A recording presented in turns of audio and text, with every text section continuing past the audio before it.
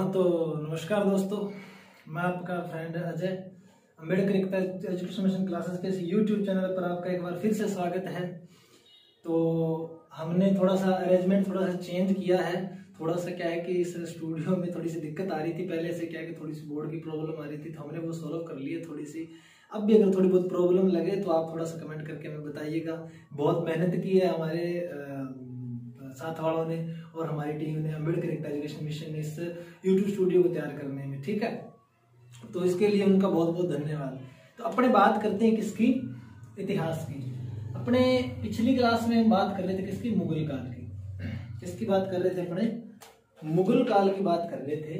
अगर मैं मुगल काल के बारे में बताऊं तो पिछली क्लास में क्या है कि अपने बैराम खां के बारे में बात की थी। किसके बारे में, मुगल काल।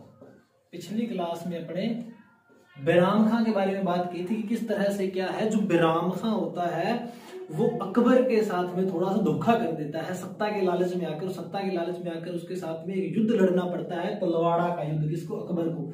इस तलवाड़ा के युद्ध में क्या होता है कि बंदी बना लिया जाता है किसको, बैराम खां को, और किसके सामने पेश किया जाता है, अकबर के सामने। और अकबर उसे कहां पर भेज देता है, अजमेर दरगाह के लिए। अजमेर दरगाह के लिए जब उसको भेज देता है कि यात्रा करके आओ, तो रास्ते में क्या है, गुजरात का एक स्थान जिसका मैंने नाम बताया क्या, पाटन।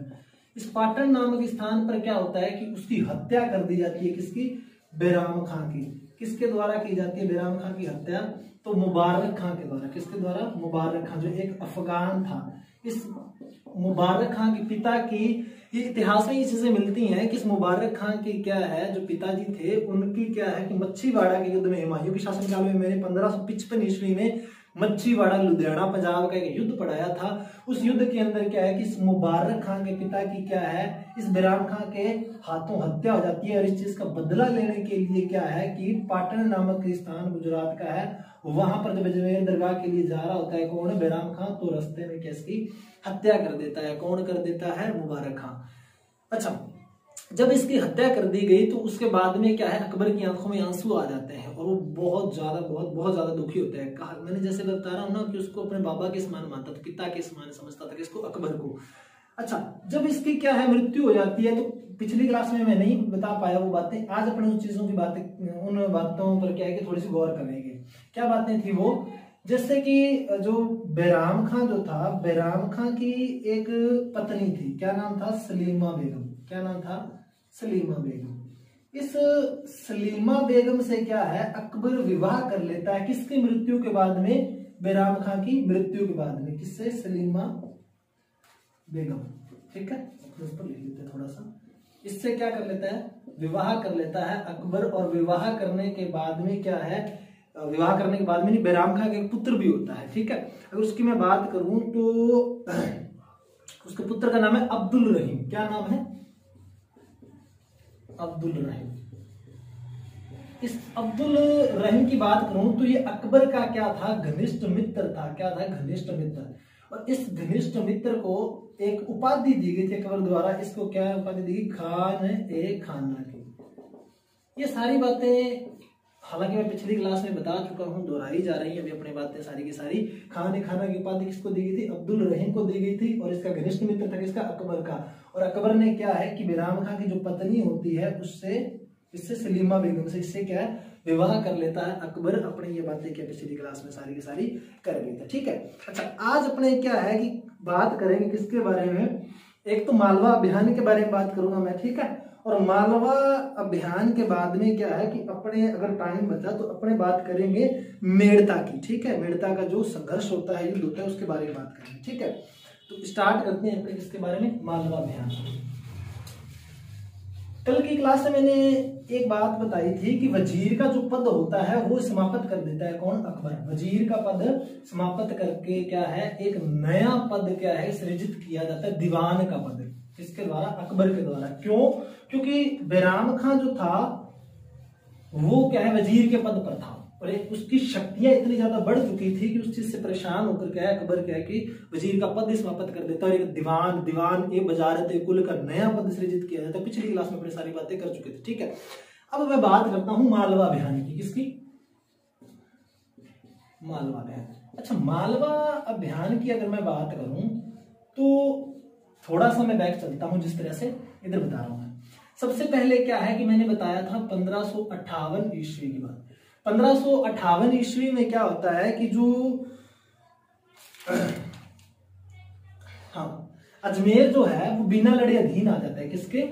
मुगलों के। अजमेर बिना लड़े क्या है? अधीन आ जाता है मुगलों के। उसके बाद 1559 ईस्वी ग्वालियर रामशाह को हराकर क्या है, अकबर क्या कर लेता है? अपने अधीन कर लेता है। 1560 ईस्वी में क्या है, कल की ही क्लास में मैंने क्या बताया था, सारा का सारा तलवाड़ा का युद्ध। क्या बताया था? तलवाड़ा का युद्ध, ठीक है।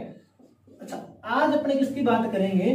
किसकी? मालवा अभियान की। जो मालवा का जो अभियान है वो 1561 ईस्वी में किया जाता है। कब किया जाता है? 1561 ईस्वी में किया जाता है। अब मैं थोड़ा सा मालवा क्षेत्र पर आता हूं कि मालवा आखिरकार कौन से क्षेत्र को कहते हैं। आपने इंडिया का मैप थोड़ा सा नजदीक से कभी देखा होगा तो आपने क्या है उसमें पाया होगा मध्य भारत। क्या? जिस तरह से मैं थोड़ा सा आपको समझाने की कोशिश करता हूं, देखो ये इंडिया दक्षिण भारत की बात कर रहा हूं, ठीक है। मैं यहां पर आपने एक क्षेत्र देखा होगा, कौन सा? मध्य प्रदेश। ये जो मध्य प्रदेश है, इस मध्य प्रदेश के क्या है बिल्कुल पश्चिम में, इस साइड क्या है, पश्चिम में एक क्षेत्र है, कौन सा? मालवा। इस मालवा की अगर मैं बात करूं मध्य प्रदेश के पश्चिम में, और इसकी अगर मैं थोड़ी सी वैसे लोकेशन बताऊं आपको, तो जो राजस्थान है अपना, कौन सा? राजस्थान। और राजस्थान, उस राजस्थान के लगभग क्या है कि दक्षिण पूर्वी हिस्से में, कौन सा? दक्षिणी पूर्वी हिस्सा है, वो भी इस मालवा क्षेत्र से लगता है। और इसी मालवा क्षेत्र की अगर मैं बात करूं तो इस मालवा में एक पठार पाया जाता है। क्या पाया जाता है? एक पठार पाया जाता है, जिसका नाम भी क्या है? इसी के नाम पर, इस क्षेत्र के नाम पर मालवा का पठार रखा गया है। ये जानकारी आपको होनी चाहिए। अगर इसके अलावा भी मैं जानकारी बताऊं तो यहाँ पर चंबल नदी बहती है। कौन सी नदी बहती है? चंबल नदी बहती है। और इस चंबल नदी के अलावा एक नदी और बहती है, कौन सी? माही नदी बहती है। ये सारी की सारी चीजें क्या है, आप थोड़ी सी ध्यान में रखना इस मालवा क्षेत्र के बारे में। और यहीं पर क्या है कि मालवा अभियान यानी मालवा का युद्ध लड़ा जाता है। किसके बीच में लड़ा जाता है? एक तरफ तो यहाँ का जो शासक है, कौन है? ध्यान में रखना, यहाँ का जो शासक है बाज बहादुर। इस बाज बहादुर और अकबर के बीच में ये युद्ध लड़ा जाता है। और अकबर की तरफ से जो अकबर का सेनापति इस युद्ध में भाग लेता है उसका नाम आप आदम खां। क्या आप जानते हो? आदम खां। अकबर की तरफ से किसने भाग लिया इस युद्ध में? आदम खां, ठीक है। ये कौन है आदम खां? आपको पता है? पता है आपको आदम खान कौन है? ये वो आदम खां है महामंगा का पुत्र। किसका? महामंगा। अकबर की जो दाहिमा है महामंगा, उसका पुत्र है ये, ठीक है। अच्छा, आदम खां और बाज बहादुर के बीच में जब ये मालवा का क्या है ये संघर्ष लड़ा जाता है तो ये 1561 ईस्वी में होता है। कब? 1561 ईस्वी में। तब क्या होता है कि जो बाज बहादुर है वो भागकर कहां चला जाता है? आपने मध्य प्रदेश के अंदर क्या है कि एक क्षेत्र सुना होगा, बुरहानपुर। कौन सा? बुरहानपुर। बिल्कुल यहाँ पर है, डीप दक्षिण में जब आप जाओगे तो वहां पर आपको मिलेगा बुरहानपुर। इस बुरहानपुर का क्या है, एक क्षेत्र खानदेश है। कौन सा? खानदेश। इस खानदेश में क्या है, भाग जाता है। कौन भाग जाता है? आपका बाज बहादुर भाग जाता है। और भागने के बाद में क्या है कि स्टोरी थोड़े सा मोड़ लेती है। इसकी जो पत्नी होती है, किसकी? बाज बहादुर की। मोस्ट इंपॉर्टेंट चीज बता रहा हूं इतिहास के नजरिए से, क्योंकि ये प्रश्न ऐसे पूछे जाते हैं। कौन सा प्रश्न? कि जो बाज बहादुर है, इस बाज बहादुर की पत्नी, जिसका क्या नाम बता रहा हूं मैं? रूपमती। ये जो रूपमती है भाई साहब, ये क्या कर लेती है? आत्महत्या कर लेती है। क्या कर लेती है? आत्महत्या। क्यों कर लेती है आखिरकार आत्महत्या?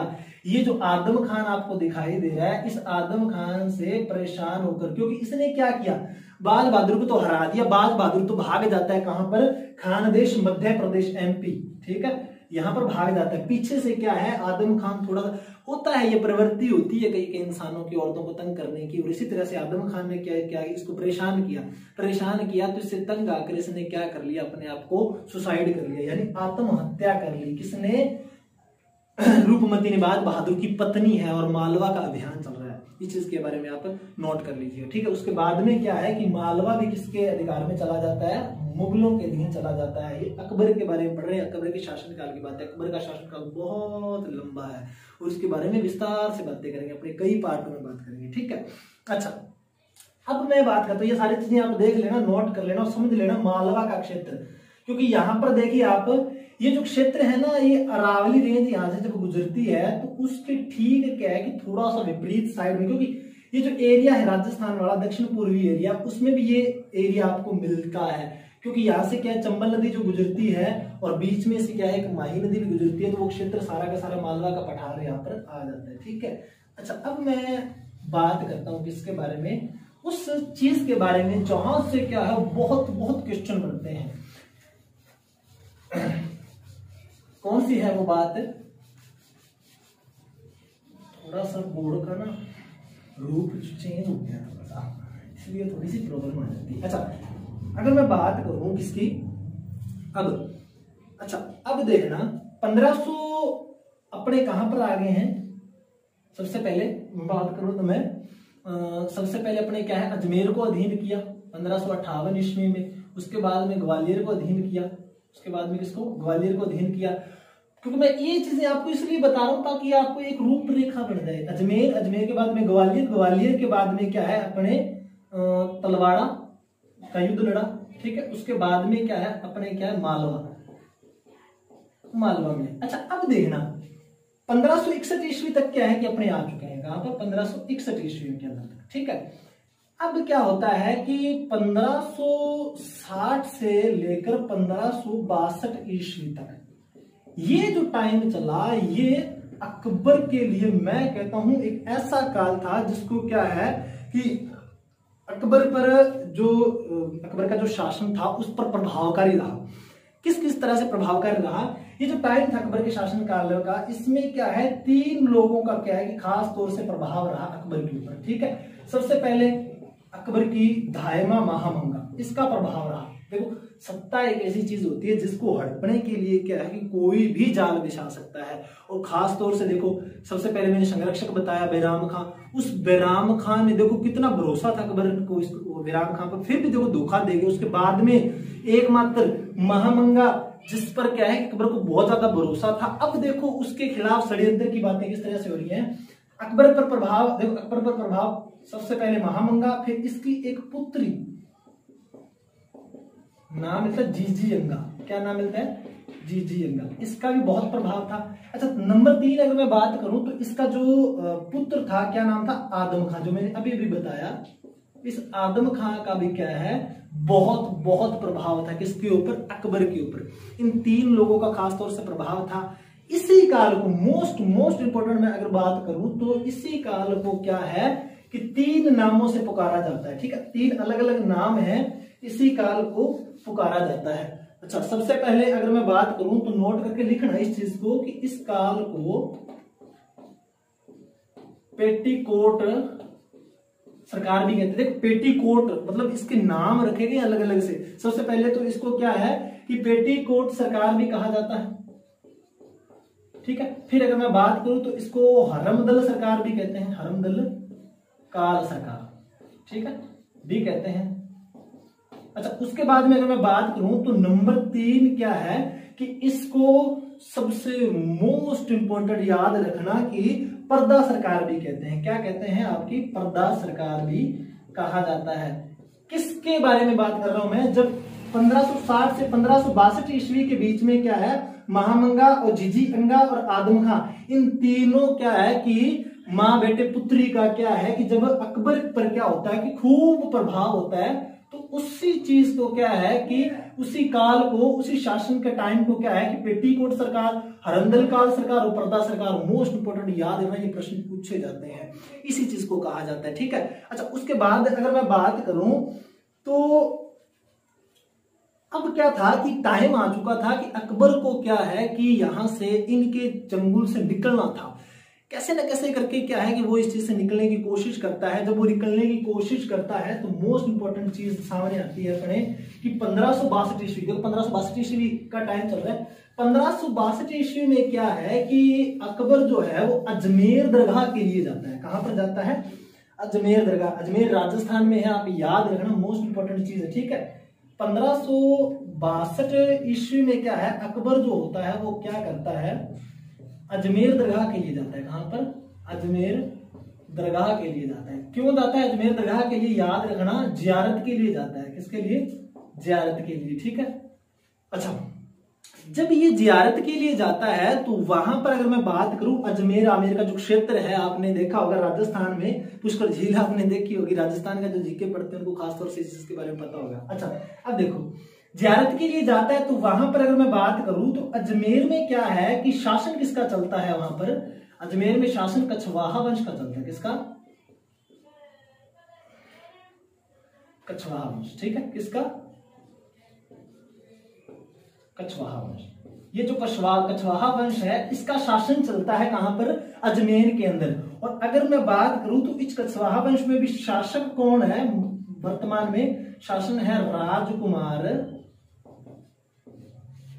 भारमल। देखो, दो नाम मैं अगर सही बताऊं तो इसमें क्या है कि आप याद रखना कि इसका नाम भारमल भी मिलता है, और जो सही नेम है ना वो सही नेम क्या है, बिहारीमल मिलता है। क्या नाम मिलता है, बिहारीमल। बिहारीमल का एक सही नाम है, वैसे भारमल भी कहते हैं इसको, क्या कहते हैं, भारमल। तो इसका वहां पर शासन होता है। और मोस्ट इंपोर्टेंट ये चीज याद रखना, इस बिहारीमल या फिर मैं किसकी बात कर रहा हूं, इस भारमल की, तो इसका एक पुत्र होता है जिसका क्या नाम है, भगवंत दास। क्या नाम है, भगवंत दास। भगवंत दास भी या फिर भगवान दास आप इसको कह सकते हो, क्योंकि इसका नाम मिलता है, ये इसका पुत्र है। मोस्ट इंपोर्टेंट ये चीज याद रखना, इस जो बिहारीमल है इसकी एक पुत्री, क्या नाम है उसका, पुत्री, इसका नाम है हरखाबाई। क्या नाम है, हरखाबाई। इस हरखाबाई का क्या हो जाता है, विवाह हो जाता है। किससे विवाह हो जाता है, अकबर से। अच्छा, मोस्ट इंपोर्टेंट चीज ये आप यहां पर एक नोट करना कि देखो, इस हरखाबाई को पहले मैं आपको ये बता देता हूं कि हरखाबाई जो है, आपने क्या है जोधाबाई का जो एपिसोड है वो देख रखा, मुझे पता है, ठीक है। इस चीज से क्या माइंड सेटअप आपका बहुत ज्यादा चेंजअप है। यहां पर एक चीज याद रखना, ये जो हरखाबाई है ना, जो यही क्या है आगे चलकर इतिहास में किस नाम से पुकारी गई, इतिहास में जोधाबाई के नाम से विख्यात हुई। किस नाम से, जोधाबाई के नाम से क्या हो जाती है, विख्यात होती है ये हरखाबाई। और मोस्ट इंपोर्टेंट याद ये भी रखना कि जब जहांगीर का काल आएगा तो उस टाइम क्या है, आपको एक जोधाबाई और देखने को मिलेगी। तो याद रखना, जो अकबर की जो पत्नी थी, क्या नाम था उसका, ओरिजिनल नेम क्या था, हरखाबाई था, जो कहां की है भाई साहब, कछवाहा वंश की है, जयपुर यानी अजमेर से, ठीक है।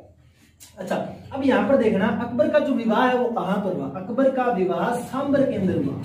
कहां पे हुआ, सांबर के अंदर। राजस्थान जीतने वाले जो है उनको पता होगा सांबर की क्या महत्वता है। थोड़ी सी बातें मैं सांबर के बारे में आपको बताता हूं इसी बीच में, कि सांबर के बारे में मोस्ट इंपोर्टेंट चीज क्या है, ये इधर देख लो, आप पढ़ा एक बार, बाद में आगे बातें करेंगे इसके बारे में। सांबर की अगर मैं बात करूं तो इस सांबर में क्या है कि सांबर झील भी है, तो रिलेटेड बात है, थोड़ी सी बात कर लेते हैं अपने। सांबर झील भी है। सांबर झील की अगर मैं बात करूं तो भारत की ये क्या है, सबसे बड़ी खारे पानी, या फिर मैं कह सकता हूं कि नमक की झील, ठीक है, नमक की अंतर्देशीय झील है। कौन सी झील है, अंतर्देशीय झील है। ये बात आप याद रखना। और भारत के अंदर अगर राजस्थान की अगर मैं बात करूं तो सांबर झील की, तो थोड़ा सा मैं आपको एक आइडिया बताता हूं कि जो जयपुर है ना, जयपुर अपना राजस्थान राजधानी जयपुर जो है, जयपुर से ठीक 80 किलोमीटर क्या है दूर रह जाती है, जस्ट पश्चिमी साइड के अंदर। कौन से साइड में, जो आपका पश्चिमी एरिया है राजस्थान का, उसमें क्या है कि जयपुर से ठीक 80 किलोमीटर दूर रह जाती है कौन सी झील, आपकी सांबर झील। और अगर मैं बात करूं तो जयपुर प्लस नागौर में भी इसका क्या है, आपको विस्तार देखने को मिलेगा। जयपुर में तो मिलता है, बट आपको इसका क्या है कि नागौर में विस्तार मिलेगा। और एक चीज और याद रखना सांबर झील के बारे में, कि जो सांबर झील है वो राजस्थान के पूर्व से लगभग मध्य का जो क्षेत्र है उसमें है, ठीक है। ये भी चीज याद रखना, सांबर झील है भाई साहब, विख्यात है, अपने खारे पानी की झील है, तो उसके बारे में तो बातें होनी जरूरी थी। अच्छा, अब मैं बात करता हूं सांबर में क्या है कि इनका विवाह संपन्न होता है। जब क्या है, इनका विवाह सांबर में संपन्न हो जाता है तो उसके बाद में क्या है कि जैसे दहेज देते हैं ना, गिफ्ट, उस तरह से गिफ्ट में कुछ चीजें दी जाती हैं इनको। सांबर के बारे में अगर मैं बात करूं तो सांबर में इसके अंदर एक तो भगवान दास, कौन, भगवान दास, और एक होता है आपका लगभग मान सिंह। ये जो दो बंदे हैं इनको क्या है कि मुगल सेवा में भेज दिया जाता है, और ये दोनों के दोनों क्या है वहां पर मुगल सेवा में चले जाते हैं, इनको पद दे दी जाती है। वो कल करेंगे अपनी बात, ठीक है। आज दो बातें और सुन लीजिए आप, मैं मिटा रहा हूं एक बार इसको जल्दी से, क्योंकि टाइम की थोड़ी सी बर्बाद और गर्मी ज्यादा है, तो इस वजह से क्या है क्लास में खड़ना थोड़ा सा मुश्किल हो जाता है भाई साहब, फैन नहीं लगा हुआ यहाँ पे, ठीक है। अच्छा अब देखना कि राजस्थान का कौन सा, राजस्थान का एकमात्र राजपूत वंश कौन सा था, राजपूत वंश कछवाहा वंश था। कौन सा, कछवाहा वंश, कहाँ का, अजमेर का, जिसने क्या किया, मुगलों के साथ क्या किया, मुगलों के साथ वैवाहिक संबंध स्थापित किए। क्या किए, वैवाहिक संबंध स्थापित किए। राजस्थान के जीके के लिहाज से और इंडिया जीके के लिहाज से बहुत बहुत मोस्ट इंपोर्टेंट है ये क्वेश्चन, याद रखना। और ये क्वेश्चन आया हुआ भी है, याद नहीं आ रहा कौन से पेपर में आया था, ये रिपीट हुआ ये क्वेश्चन, और बहुत ही मोस्ट इंपोर्टेंट क्वेश्चन है, ठीक है। तो ये चीजें आप सारी की सारी याद रखना। और एक चीज और बता देता हूं मैं कि जो आपकी हरखाबाई जो है, उस हरखाबाई को एक उपाधि दी गई थी, उसका नाम था मरियम उजमानी। मैंने पिछली क्लास में क्या है मरियम उजमानी के बारे में बताया था कि जो भानो बेगम जो है, किसकी पत्नी, भानो बेगम हुमायूं की जो पत्नी है, उसको भी ये उपाधि दी गई थी। क्यों दी गई थी, क्योंकि जो मुगल काल में सबसे बड़े पुत्र को जन्म देती है जो रानी, या फिर मैं कह सकता हूं राजकुमारी, उसको क्या है कि ये वाली उपाधि दी जाती है। भानो बेगम ने अकबर को जन्म दिया था, और हरखाबाई ने कब, 30/8/1559 ईस्वी में क्या है कि जहांगीर को जन्म दिया, जो मुगल काल में क्या है कि आगे का शासन संभालेगा। ये आपका सलीम है, ठीक है। तो इसको जन्म दिया, तो इस वजह से क्या है इसको मरियम उजमानी की ये उपाधि दी गई, ठीक है। तो आज की क्लास अपने क्या है कि यहीं पर समाप्त करते हैं। अगर क्लास में अगर आपको कुछ भी चीज पसंद आई हो, और ज्यादा से ज्यादा मैं ये चीज करूंगा, आशा कि आपको बहुत सारी चीजें पसंद आई होंगी, और एक बार सब्सक्राइब जरूर कीजिएगा, लाइक और कमेंट भी कीजिएगा। इसके लिए आपका बहुत बहुत आभार व्यक्त करेगा अम्बेडकर एकता एजुकेशन मिशन, और इसके लिए आपका बहुत बहुत धन्यवाद।